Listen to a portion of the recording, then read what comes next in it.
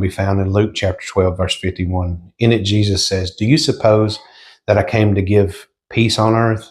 I tell you, not at all, but rather division." When I first read this, it kind of threw me for a loop. I was like, that doesn't really seem like the message of Christ. But then I got to thinking about what Jesus was saying.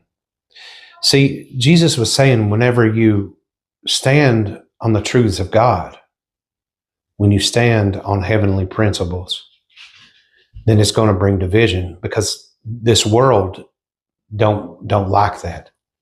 See, this world will tell you you can be a Buddhist, you can be a Hindu, you can be a Muslim, you can be an atheist, you can be whatever you want to be, just not a Christian.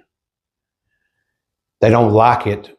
They don't like it if you stand for Jesus. They don't like it if you stand for God.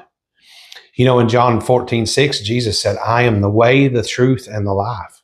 No man comes to the Father except through me." That's a pretty divisive statement. Jesus is saying, I'm the only way, I'm the only truth, and I'm the only life. The only path to the Father is through me.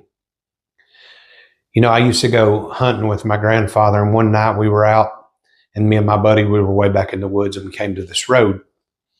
And he wanted to go right because he thought the truck was to the right, and I wanted to go left because I thought the truck was to the left.